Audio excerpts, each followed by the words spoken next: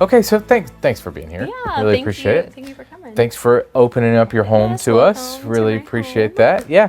All right. So I want to kind of know your background too. So did you come through the music scene, or you were real estate before you got into some of this stuff, right? But I kind of fell into real estate.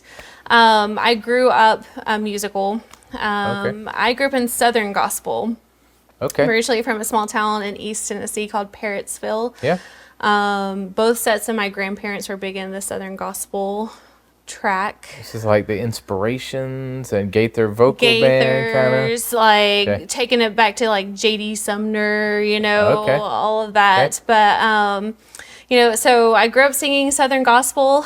My grandparents tried to keep me away from CCM as long as they could. And then So once you got into CCM, who was your jams? I want to know. So I remember the first album I got. We had this group called First Priority. It's a gentleman named Benny Prophet. Okay. Who started this organization called First Priority. It's across the country now. It's a wonderful organization that meets before school for kids and have Bible studies. I was at First Priority, and the guy who was leading it was like, "Hey, Charlie, I think you'd like the CD," and it was Wow. Yeah. You remember those Wow albums? Yeah. And it was like Fall on My Knees, like Rachel Lampa, so I was glued from that moment on.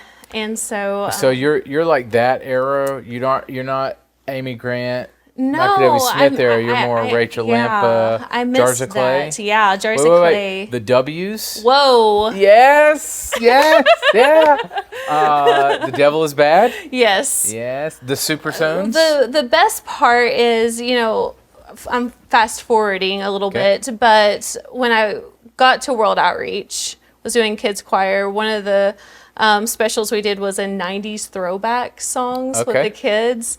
And so we got to bring back those. Stomp. Yeah. Kirk Franklin Stomp. We did Big House. Yeah. All that different he stuff. lost his voice, Mark Stewart. Really? He lost his voice, and then so God took his voice away, and he kind of came back, but he came back doing other things. He's touring with Tim Hawkins right now. Wow. Yeah, isn't that crazy? That is crazy. Yeah. There you go. There's your CCM trivia of the day, right there. Okay. Yeah. All right. So Little Big House. I grew up in Southern Gospel. Found a love for CCM later on in life. But I grew up serving in the church, singing and traveling. What did your parents think of your conversion to CCM? Oh, they were happy. Okay. It was all good. It was more the grandparents' side that was a little disappointed. Okay. But no, I grew up singing, made my way to Mill, Tennessee, on a vocal scholarship to MTSU. And that was a weird transition just because everything they did there was opera and musical theater. Yeah. So I spent 4 years as an opera emphasis there. Really? And do you sing a lot of opera?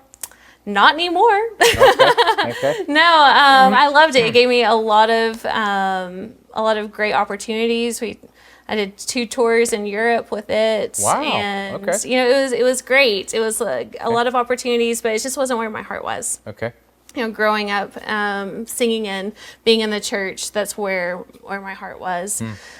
And so after school, I was kind of a little lost. I didn't know where precisely I wanted to be. I had 2 majors, one in vocal performance and the other one in music industry, with my emphasis in songwriting. Okay. And so I did an internship at Greg Oliver Agency, which is an agency that has CCM artists for booking. Did some real estate, and then made my way over to World Outreach later on. What was your position at World Outreach Center? I was in the worship department. So I did admin staff there. I was over concerts and promotions. So bringing artists into bringing in. Okay. And then I worked with Keith Melious with the kids choir, little kids choir, formally bringing on the teen choir.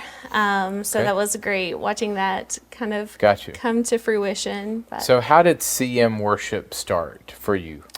Yeah, under that umbrella that we had at World Outreach, we had little kids choir, and then later on we added on a teen choir. Okay. And once we added on that teen choir, that was kind of my baby over here, the teens. Okay.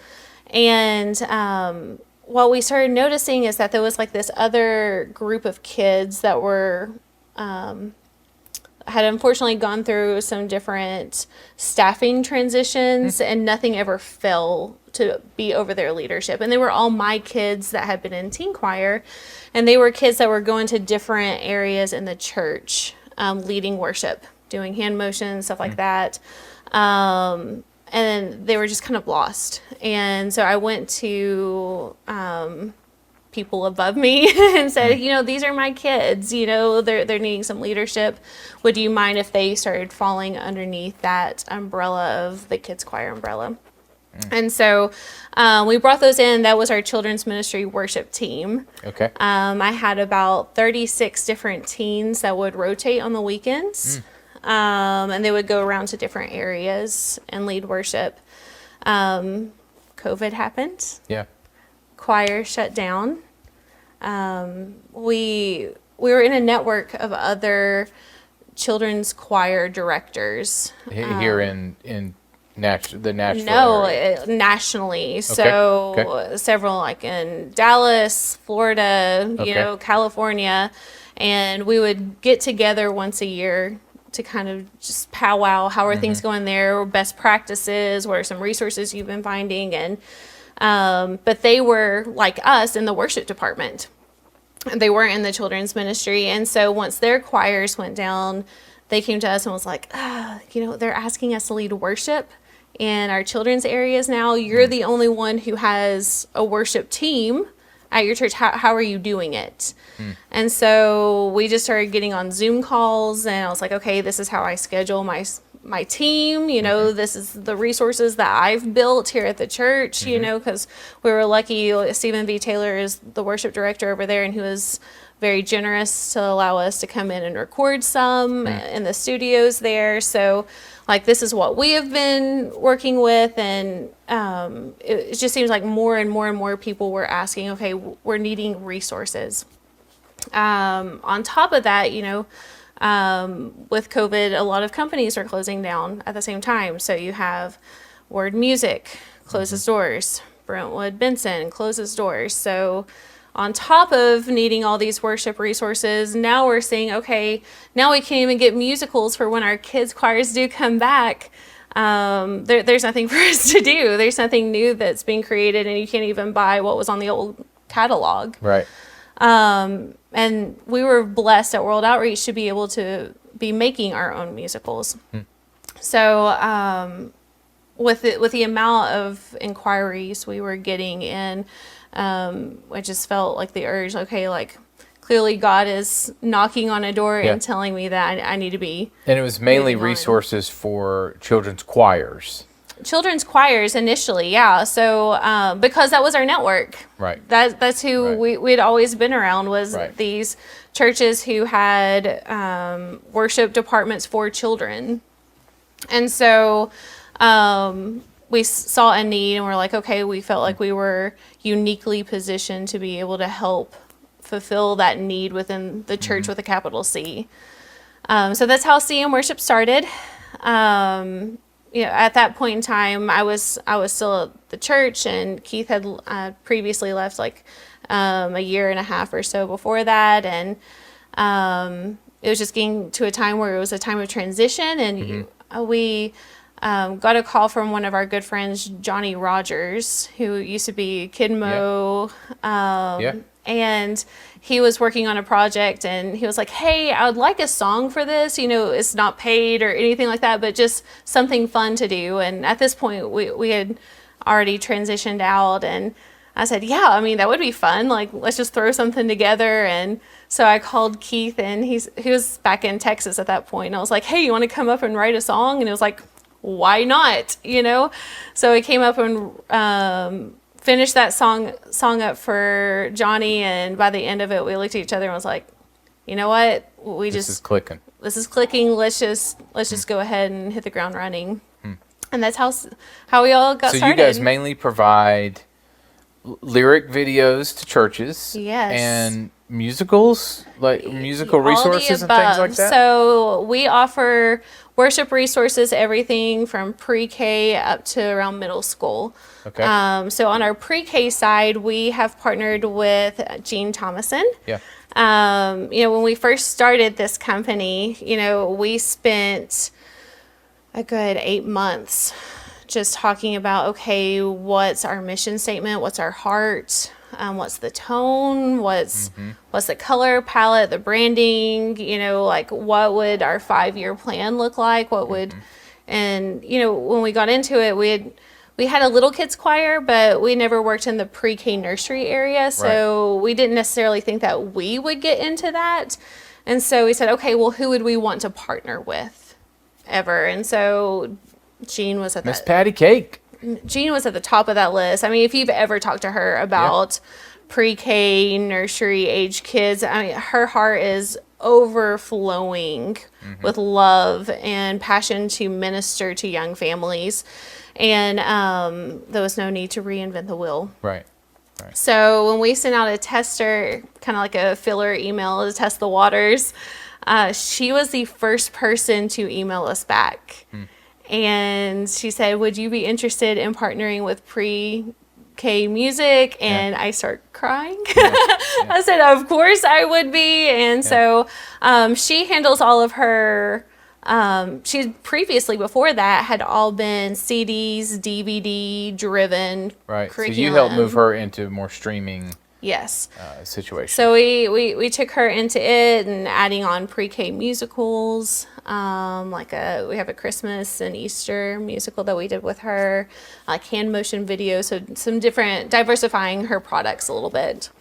And then on the elementary side, we were taking what we would have used within our own children's worship team.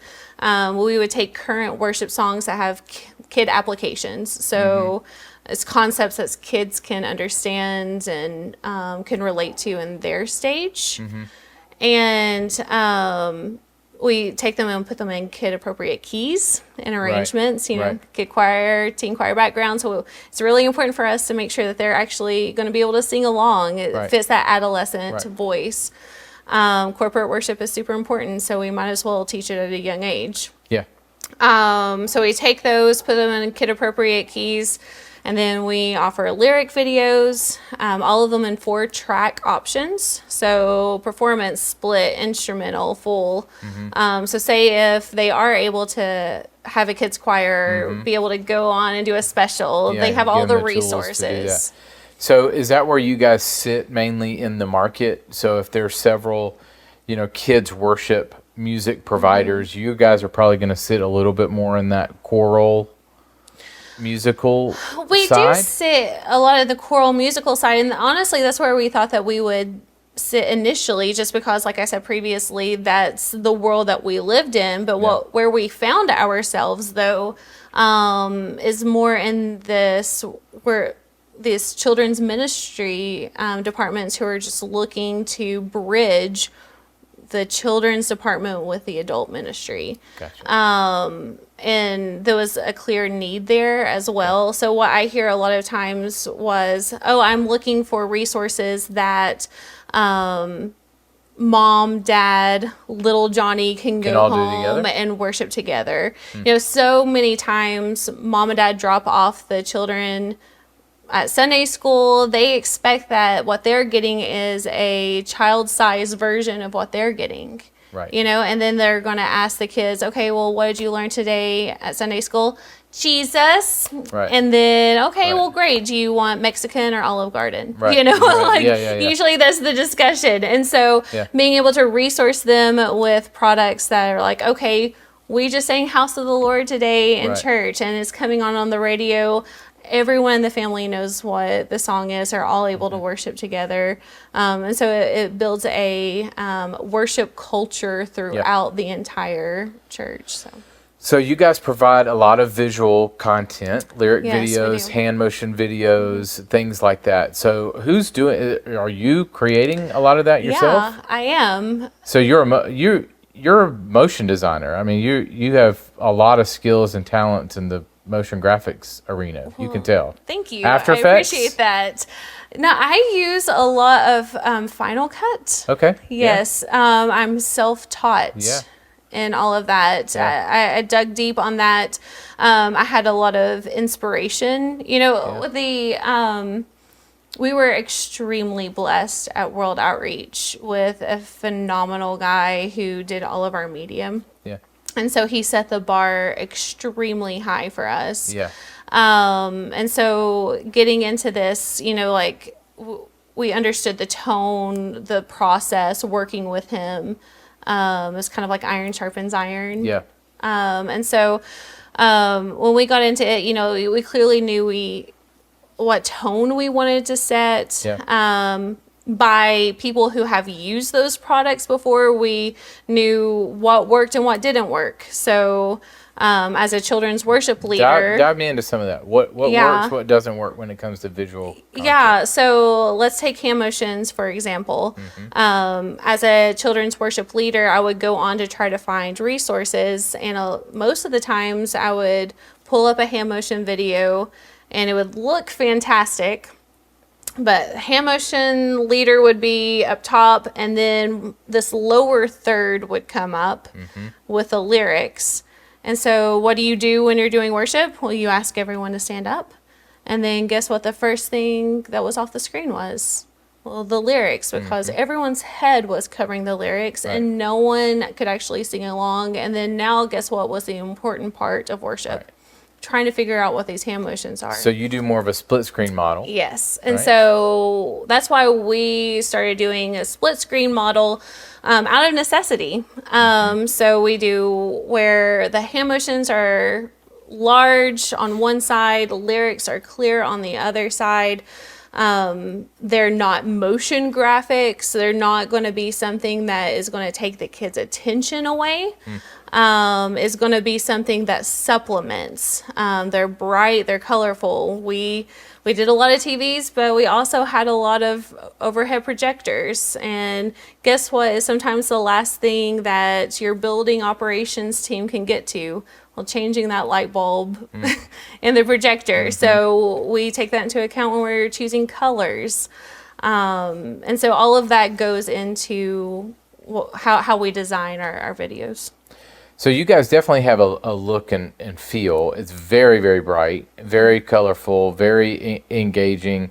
How does that play into, how do you think through those kinds of things when you're going to make a new video? Yeah, well, what I love about it is that, Keith does all of our production side in terms of producing the tracks. Music side. Okay. And then I will get that, I'll help with like the vocal arrangement. I'll get the kids in, and so I'm able to hear the tone of everything, like of the tracks. And then by the time when I get to the videos, there's a certain feel. So you're able to get a color palette together, something that's not going to be too contrasting of what the tone is. But then on top of that goes into what the tone of the hand motions are. As much as we're trying to convey something vocally, as the vocalist singing the solos or the background vocals, there's a tone that's being set with what the hand motions are as well. Right.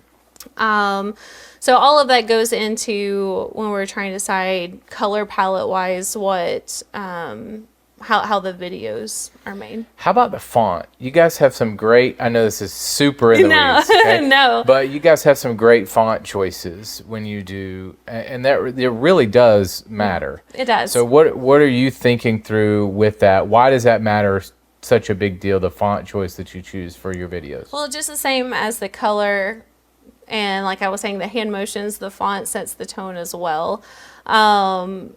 We try not to do anything that's going to be too over the top and distracting. At the end of the day, it has to be functional. It has to be able to be readable, and so, but keeping it fun, light, fitting the theme and the tone of the piece is important. So you've taught yourself Final Cut? I have. It looks great. The Thank stuff you. you put out. Why is it important that you continue to hit that bar? Why does it matter to kids that you're hitting that high quality level of video? Yeah, so I think there's multiple reasons there. So it depends on how much time you have. Yeah. But on the front end, say for the children's pastors, we try to make things that are fun and engaging, but can fit any curriculum. Right. And so if I try to overdo it and overbrand it, and then it doesn't fit their curriculum that comes afterwards, then it doesn't feel cohesive. It doesn't tie a nice bow on top of it. It's going to feel a little jerky. So we don't want that for your ministries. For kids, like you were saying previously, they may not be able to perceive the difference, Right. but they acknowledge the difference. Yeah. Kind of unconsciously, they know it. They know the quality. Exactly. Yeah. And so with anything that we do, whether if it was in our ministry, with our kids choirs and teen choirs, or in our ministry now, because it very much is a ministry, that was one thing that we were a little worried with when we were going into CMWorship, because we had been so used to being with those kids and families for so long. And we're like, okay, well, how is it going to feel being on this side? Right. And we actually launched this company. We went to CPC. Yeah.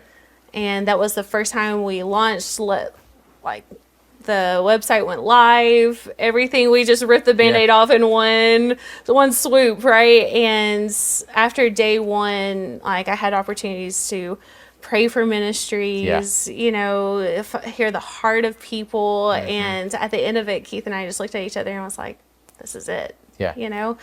And so anything that we do, whether, like I was saying, in kids choir, teen choir, CMWorship now, we want to do it for excellence, because God deserves our excellence.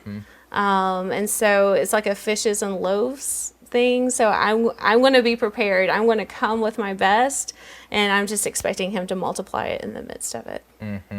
So the video content, I mean, you've created it yourself. It's awesome. You guys do hit a high bar of video. Why do and maybe why do the visuals matter when it comes to kids? Do they really recognize the difference, do you think, in a poorer quality? Does it matter at all to them that they are watching a higher quality video piece? Absolutely. Like we were saying previously, I don't think that they understand it, but they internalize it. So, take for instance, I have an 11-year-old son. So we've grown up watching a lot of different videos, movies, and you'll notice that the ones that are clearly made at a higher level, they tend to lean towards, no matter if that's on like the Christian side or the secular side of media, right? And so they don't know it, but they acknowledge it. So why are you spending more money, time, resources, staff? Because making these things, as a motion designer myself, it's not a quick process. It's not. So why do you spend that time, the extra money, the extra resources? It costs more all around. Why do you do that? Well, like I said previously, this medium is the way that kids are getting so much information now. Like previously it might have been like the little felt infograms, right? That was the medium back in the day. Like later on it might have been puppets, right? Today's medium for basically anything is video. And there's a quote by C.S. Lewis that says, what would happen if the lead scientific discovery you found out was by a Christian? And what if their faith was latent in that? I would talk to my kids a lot. We would have a Bible study in between leading worship, in between the services. And that was one thing that we talked about, because a lot of them, that was kind of like the cream of the crop. Like they were in ministry 24/7 serving. And so they had a heart. They're like, but I want to go and do nursing, or I want to Right. do this. And they're like, but I've been serving for so long. Am I supposed to be in ministry? And I was like, no matter where you're at, you're doing ministry. So for us, we want to be the best. We want to give our best, and we want our faith latent in everything that we do. And so if this is the medium, if this is what is reaching the kids, we want it to be latent with our faith. Good. All right, last question for you. Why are you still in it? Why do you do what you do? What keeps driving you? Because God's called me to. And I will be here until he tells me to go on to the next one. But, you know, I have a heart for children's ministry. I have a heart for reaching the next generation, and I'm here to do so. Yeah. Thank you so much. Yeah, really appreciate thank you your for time. coming. It's awesome. Thank you guys for what you do at CMWorship. Tell us how we can keep in touch with you. If somebody is listening and they want your resources, they want more choir resources, more worship resources, how can they find you? Yeah, you can find us online at www.cmworship.com. And you can And the find CM all is of that. Children's Ministry, is what it stands for. Children's CM. Ministry. Okay, CMWorship.com. That's it. Thank you so much. Thank you. This has been a podcast presentation of Church Visuals, executive produced by Carl Barnhill, edited by AJ Schubert, title and show graphics by Angie Lomas. For more resources to help you visually communicate the gospel in your kids' ministry, visit churchvisuals.com.